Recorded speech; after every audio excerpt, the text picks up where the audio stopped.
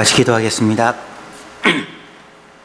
우리 안에 계신 하나님, 내 안에 계신 하나님, 영원히 떠나지 아니하시고 우리의 주인이 되시며 우리를 인도하신 하나님 감사하며 찬양합니다. 신앙의 고백으로 찬양한 성가대원들과 또한 아멘으로 화답하는 모든 성도님들에게 주의 은혜가 함께 하시며 주님 다스리시고 인도하여 주옵소서. 이 시간 하나님의 말씀을 묵상합니다. 성령 하나님께서 우리의 마음을 주장하여 주시고 친히 말씀하여 주심으로 전하는 자와 듣는 자가 함께 주의 말씀 듣고 또 마음에 새김에 결심하면 시간 되게 하여 주옵소서. 주여 말씀하옵소서. 우리 주 예수 그리스도의 이름으로 간절히 기도합니다. 아멘.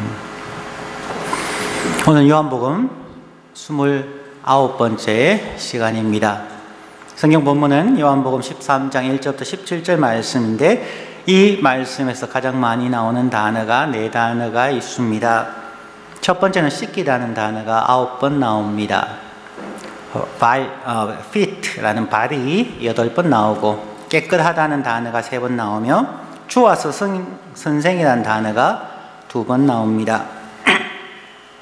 즉 오늘 이 사건은 우리가 잘 알 수 있는 것처럼 예수님께서 십자가에 달려 죽기 하루 전 목요일 저녁에 제자들의 발을 씻겨서 그들을 깨끗하게 하는 그러한 장면입니다.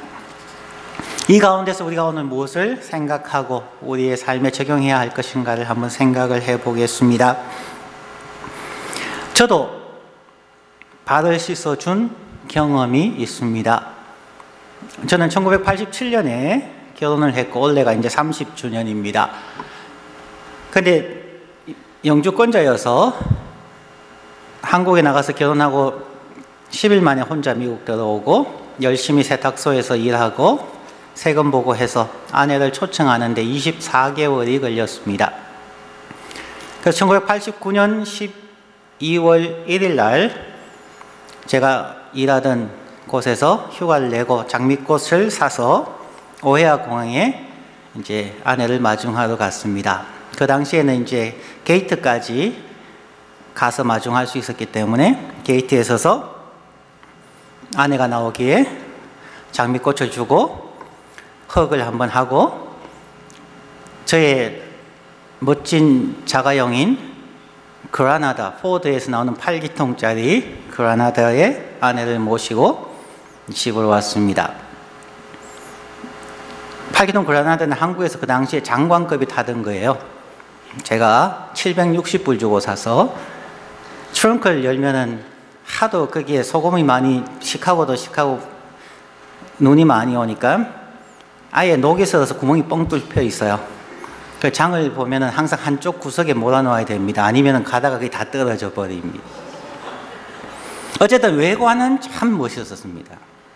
그래서 아내를 아파트로 데리고 가자마자 욕조턱에 앉으라고 하고 대야에 물을 뜨고 직접 아내의 양말을 벗기고 정성껏 아내의 발을 씻어 주었습니다. 아내가 하는 첫마디, 왜 발만 씻어요? 손과 머리는 안 씻어주나요? 왜 갑자기 거기서 베드로의 이야기가 나오는지 모르겠습니다.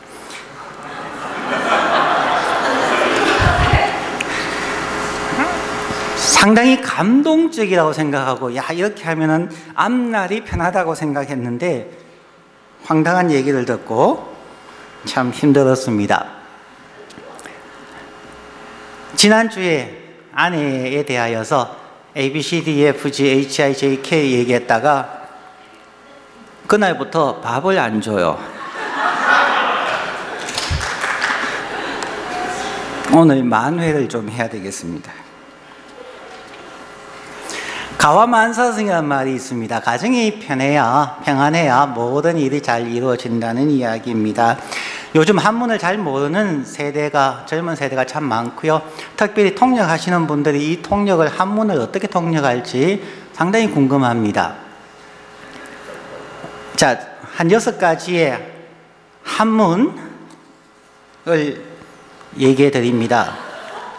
용비어처가 아내를 높이고 찬양하라. 진인사 대처명 모든 일에 최선을 다하고 나서 아내의 명을 기다리십시오. 지성감초, 정성을 다하면 아내도 감동합니다. 처하태평, 아내를 잘 모실 때에 모든 일이 편해집니다. 사필귀처, 아내의 뜻대로 모든 것이 돌아갑니다. 인명제처, 남자의 운명은 아내에게 달려 있습니다. 아직도 이 교훈을 모르는 남자들이 참 많은 것 같습니다. 이 6가지는 모든 남성분들이 일생 동안 마음에 새기고 살아가셔야 편할 겁니다. 오늘부터 예수님께서 최후의 만찬 직후에 제자들의 발을 씻기신 세족식을 잘 배우고 이해하여 서로 발을 씻기면서 바로 이러한 마음들, 겸손과 섬김과 용서의 복된 가정들이 되기를 원합니다. 오늘 본문 말씀에 보면은 정말 말도 안 되는 사건이 일어납니다. 참 조금 전에 설명드렸던 그러한 6가지 기본 말을 한 단어씩 바꾸는 것처럼 하나님과 사람들과의 관계 속에서 하나씩 바꾸어서 하나님과의 관계를 바꾸어 버리는 일들이 오늘 일어나고 있다는 것입니다. 오늘 본문을 한번 세 부분으로 나누어서 생각을 해봅니다. 첫 번째는 예수님은 세상에 있는 자기 사람들을 끝까지 사랑하신다라고 적혀져 있습니다. 1절 말씀을 보십시오. 1절, 유월절 전에 예수께서 자기가 세상을 떠나 아버지께로 돌아가실 때가 이런 줄 아시고 세상에 있는 자기 사람들을 사랑하시되 끝까지 사랑하시니라. 한글 성경 번역에 끝까지 사랑하시니라고 이야기가 되어져 있는데 영어 성경 NIV 성경에 보면 가장 마지막에 보시면은 Whoever walks in the dark does not, 지금 13장 1절에 보면은 내용이 He now showed them the full extent of His love. 끝까지 사랑하시는 것을 NIV 성경에서는 The full extent of His love라고 이야기합니다. 그의 사랑의 full 최고로 널렸는, 그가 보여줄 수 있는 최고의 사랑으로 제자들을 사랑했다고 이야기한다는 것입니다. 왜 이런 해석이 가능할까? 끝까지 사랑한다 할 때는 이제 시간적으로 마지막까지 사랑한다는 의미라면은 NIV에서 이야기는 마지막까지의 사랑을 포함해서 예수님이 보여줄 수 있는 가장 크고 깊은 사랑을 보여주셨다라고 하고 있다는 것입니다. 물론 예수님의 가장 큰 사랑은 십자가의 죽음의 사랑이겠죠. 그러나 십자가에서 죽기 바로 전날 밤 그가 하신 일이 어쩌면 가장 큰 사랑이었다고 요한은 말하고 있습니다. 오늘 설교의 중심이 되는 그러한 내용입니다. 예수님의 모든 사랑, 최대한의 사랑은 무엇일까요?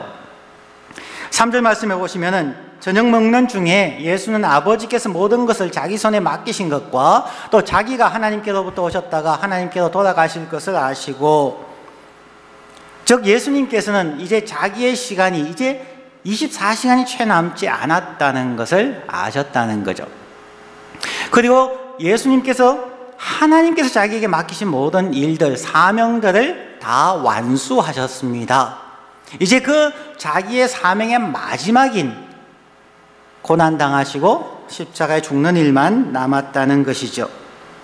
이 상황 속에서 예수님이 보여줄 수 있는 최대의 사랑은 무엇이었을까요? 그 부분이 오늘 두 번째로 생각하고자 하는 예수님께서 제자의 발을 씻기셨다는 그런 내용입니다. 오늘 본문에서 예수님께서 제자의 발을 씻기셨다고 할 때에 기억해야 될 세 단어가 있습니다. 이 단어를 생각하셔야 오늘 이 세족식이라고 이야기하는 본문의 내용을 조금 더 깊이 이해할 수가 있습니다.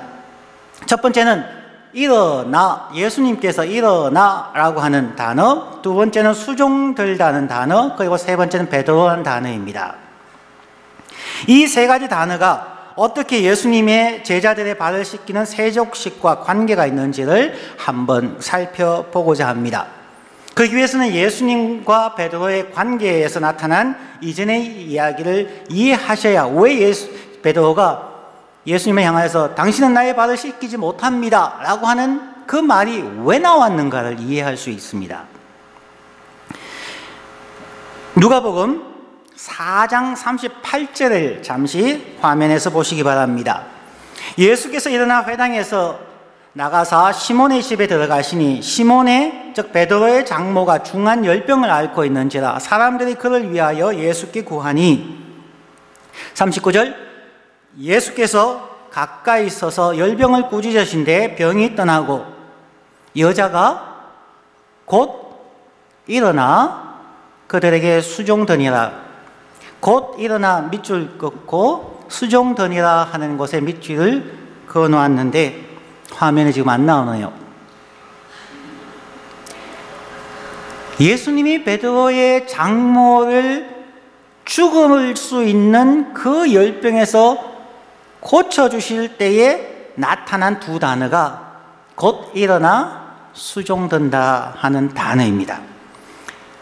헬러 단어로는 에게레타이라는, 즉 일어나 하는 말과 그 다음에 디에이코네이라고 하는 수종든이라 하는 이 두 단어입니다.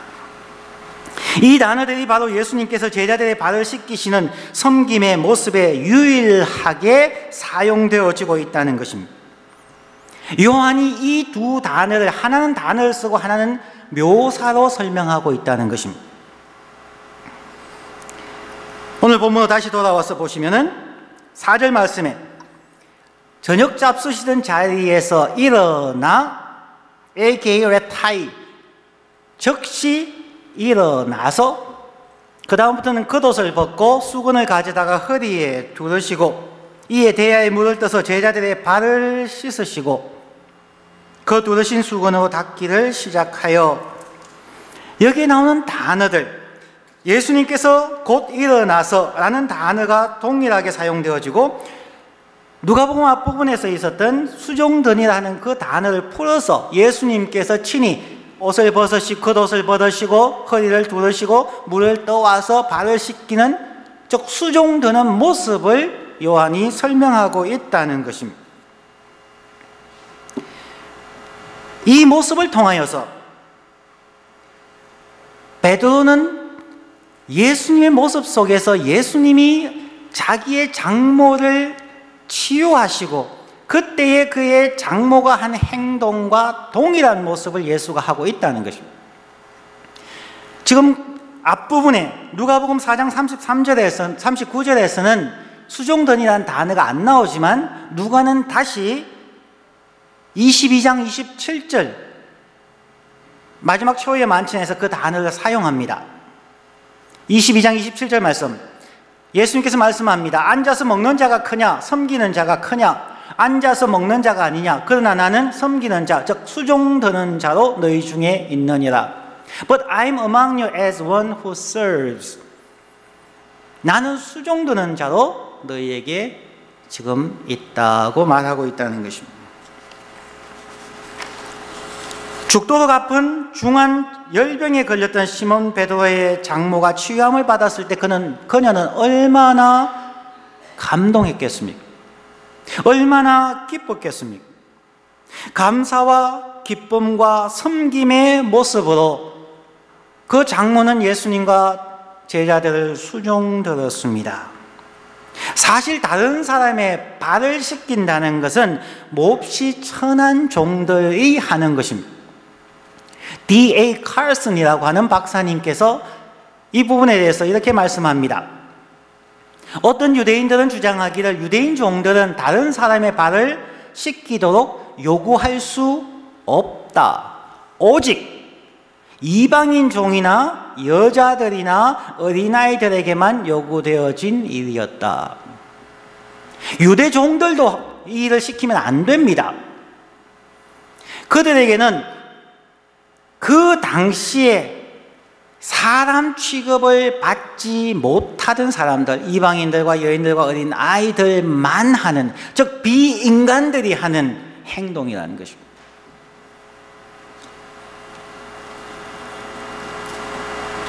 예수님은 지금 제자들 자기가 키우고 가르치고 먹여주고 본을 보여주었던 자기의 제자들에게 동일한 사람도 아니고 함께 했던 동력자도 아니고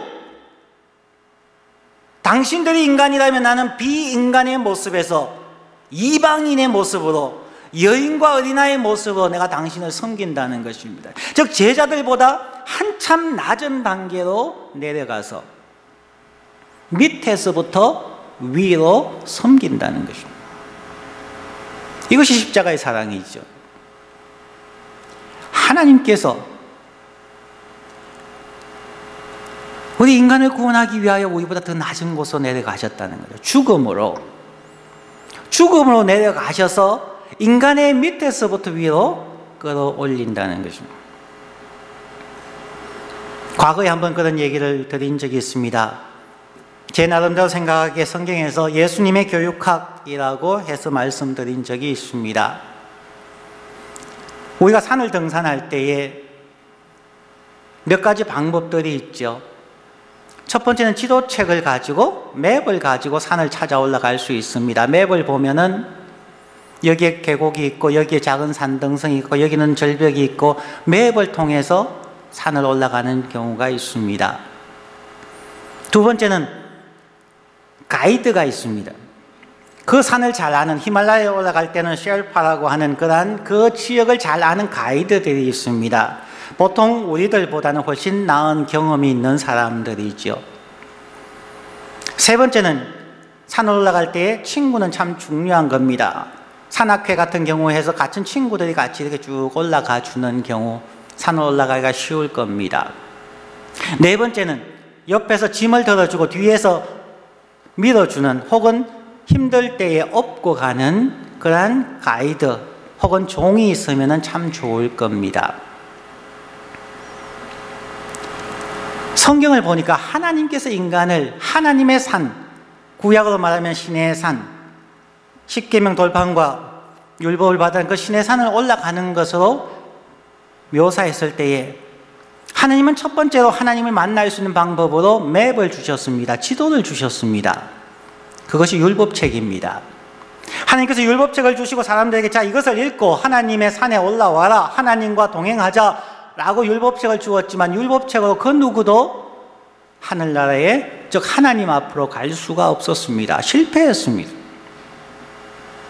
두 번째는 가이드를 통해서 하나님의 산에 올라가게 하셨습니다. 그들이 바로 선지자들이고 제사장들이고 왕들입니다. 우리보다 신앙이 더 좋았던, 그 당시의 사람들보다 더 좋았던 가이드들을 보내주셔서 앞에서 이끌어주면서 가게 했지만 그들도 실패했습니다. 왜냐하면 그들의 삶이 50, 70의 인생밖에 되지 않았으니까 그들이 이끌어가기 실패했습니다. 세 번째로 친구가 옵니다. 그가 바로 예수 그리스도입니다. 나는 너희를 종이라고 하지 아니하고 너희를 친구라고 한다. 친구로 오셔서 3년간 같이 먹고 마시고 생활하면서 사역했습니다. 하지만 친구였던 예수 그리스도도 죄송하지만 실패합니다. 왜냐하면 그가 잡히시던 날 밤 모두가 예수를 버리고 떠나버렸습니다. 예수님께서 조금 어려운 말을 하면 그의 말이 어렵도다 하고 많은 사람들이 떠나가 버렸습니다. 신이 우리의 친구가 되었음에도 불구하고 우리는 하나님 앞에 나아갈 수가 없었습니다. 그래서 네 번째로 그는 우리의 servant가 되었습니다. 그분이 우리보다 더 낮은 곳에 내려가서 즉 십자가에 죽으시고 무덤 속에 들어가셔서 죽음을 경험해 보지 않은 우리들에게 밑에서부터 우리를 업고 올라오셨습니다. 그리고 하나님을 만나게 해주셨습니다.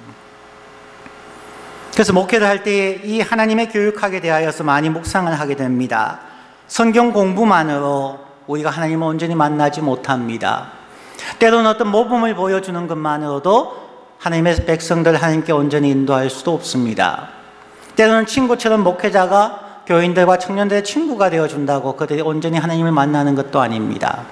때로는 종이 되고 때로는 정말 그들보다 더 낮은 곳에 가서 뒤치다거리를 다 해주면서 그들을 하나님께로 인도해야만 합니다.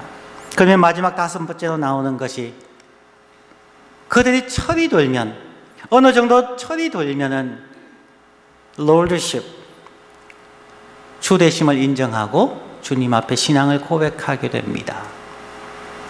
하나님이신 예수 그리스도는 이 5가지의 방법을 통하여 우리를 구원하시고 우리의 주가 되셨다는 것입니다.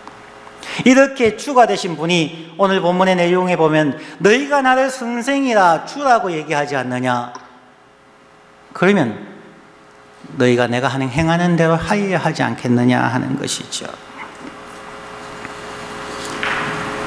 바로 이러한 종의 섬김, 비인간으로 취급받았던 이방인과 여인과 어린아이의 모습까지 철저하게 낮아지셔서 십자가의 형상을 미리 보여주면서 제자들의 발을 씻기는 종의 모습을 보여주므로 오늘 본문 처음 시작할 때의 내용, 끝까지 사랑하시니라는 그 단어가 십자가에서 죽으시는 시간의 끝일 뿐만 아니라 예수 그리스도 하나님의 사랑의 끝, 그 깊이, 인간이 도저히 이해할 수 없는 그 깊은 심오한 부분까지 내려가셔서 사랑해 주셨다는 것입니다.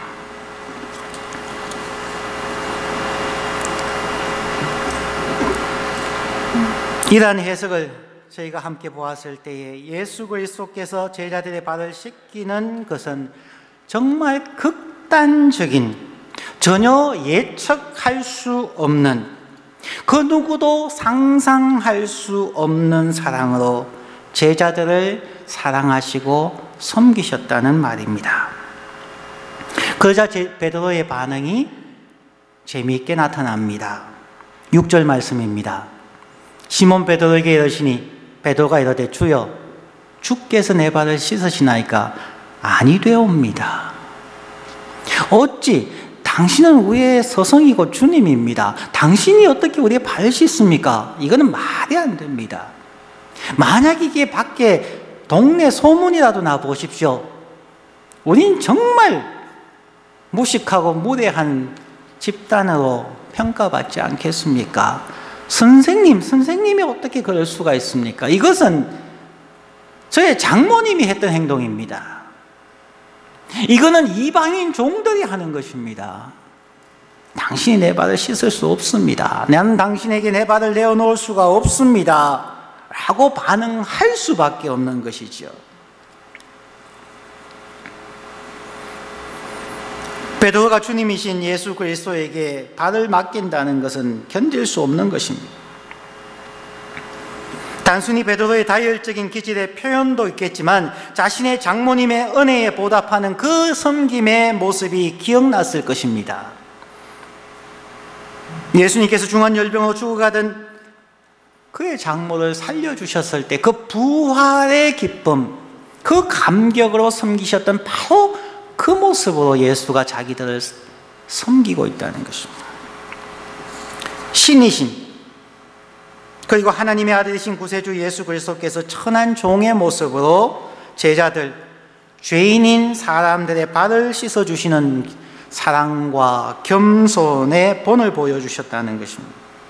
바로 이러한 겸손과 섬김의 도를 몸소 실천하셨기에 자신의 죄가 아닌 우리 죄인들의 죄를 대신 감당하시고 십자가에 죽으실 수 있으셨던 것입니다.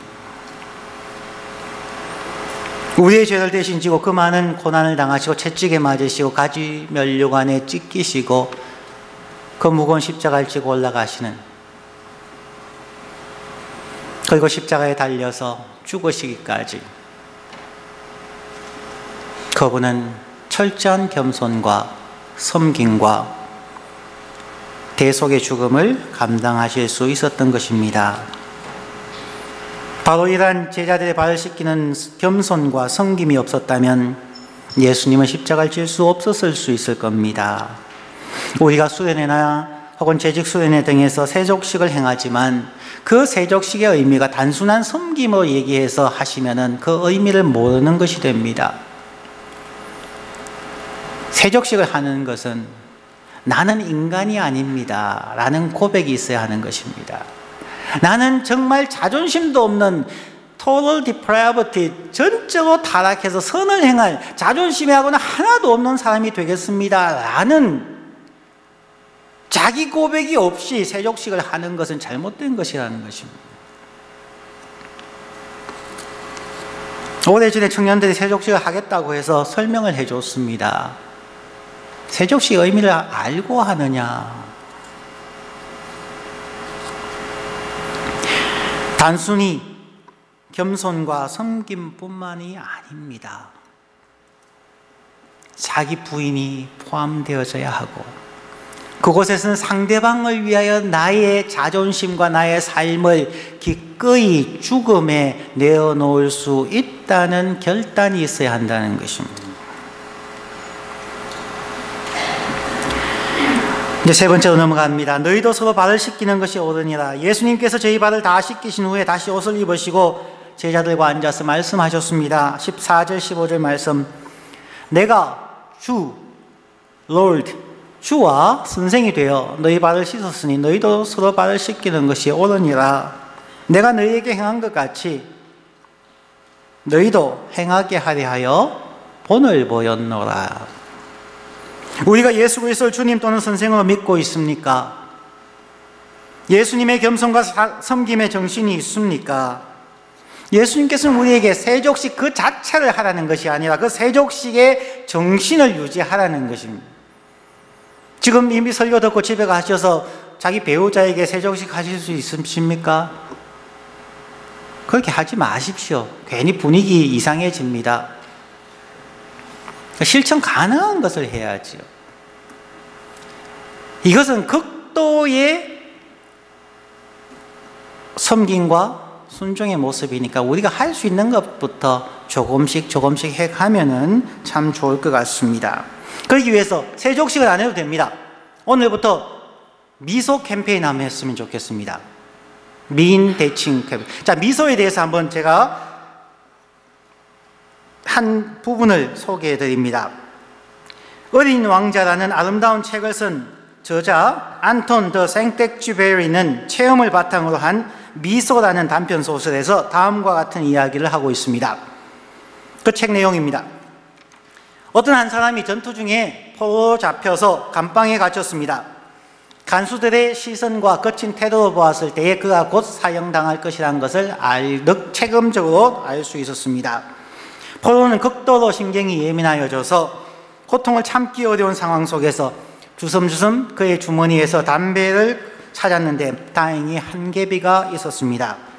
떨리는 손으로 담배를 겨우 입으로 가져갔는데 성냥이 없었습니다. 그 사람은 창살 사이로 간수를 바라보았으나 간수는 곁눈질도 하지 않았습니다. 그래서 간수를 조심스럽게 불러서 말했습니다. 혹시 불이 있으면 좀 빌려주십시오. 그러자 간수는 가까이 다가가 담뱃불을 붙여주려 하였습니다. 어둠 속에서 성냥을 켜는 사이 시선이 마주쳤는데 그때 포로는 자신도 모르게 무심코 간수에게 미소를 지어 보였습니다. 그런데 이 미소가 창살을 넘어가 간수의 입술에도 미소를 머금게 했는데 간수는 담배에 불을 붙여준 후에도 자리를 떠나지 않고 이 사람의 눈을 바라보면서 미소를 지은 것입니다. 이렇게 이 둘은 서로에게 미소를 지으면서 서로가 살아있는 인간임을 깨달았습니다. 이때 간수가 물었습니다. 당신에게 자식이 있어? 그럼요. 있고 말고요. 포로는 대답하면서 얼른 지갑을 꺼내 자신의 가족 사진을 보여주었습니다. 간수 역시 자기 아이들의 사진을 꺼내 보여주면서 앞으로의 계획과 자식들에 대한 희망 등을 이야기했습니다. 가족의 얘기가 나오고 포로의 눈에는 눈물이 맺혔고 그는 다시는 가족을 만나지 못하게 될 것과 자식들이 성장해가는 모습을 지켜보지 못할 것이 두렵다고 말했습니다. 이때 그 간수는 아무 말도 없이 감옥문을 열고는 조용히 포로를 밖으로 끌어내었습니다. 그리고 말없이 함께 감옥을 빠져나와 뒷길로 해서 마을 밖에까지 포로를 안내해 주었던 것입니다. 그리고는 한마디 말도 남기지 않은 채 뒤돌아서서 마을로 급히 가버렸습니다. 한 번의 미소가 목숨을 구해준 것입니다. 극도의 상황 속에서 단 한 번의 미소가 생명을 구했다는 그러한 이야기입니다. 우리가 예수님의 섬김을 우리도 실천해야 되는데 세족식까지 가기 힘들지 않습니까? 우리에게 미소가 먼저 있었으면 좋겠습니다. 이민생활과 유학생활과 주재원 생활에 지치고 힘들어서 늘 찌푸린 우리들의 얼굴인데 한번 용기를 내어서 웃어주면 참 좋겠습니다. 서로 눈을 마주 대하고 한번 웃어줄 때마다 여러분 세족식 한번 한 걸로 제가 인정해 드리겠습니다. 그래서 미인 대칭 운동을 시작합니다. 미인 대칭, 미소 짓고 인사하고 그리고 대화하고, 대화할 때 꼭 기억하십시오. 대화는 주고받는 것입니다. 자기 얘기만 10분씩 20분씩 얘기하면 그 대화 아닙니다. 남의 이야기를 들어주십시오. 칭찬하기, 자기 칭찬하지 말고 남 칭찬하는 겁니다. 자기 칭찬만 계속하면 안 돼요. 미인 대칭하면 좋겠습니다. 특히 저희 집에서 누군가가 이걸 잘했으면 좋겠습니다.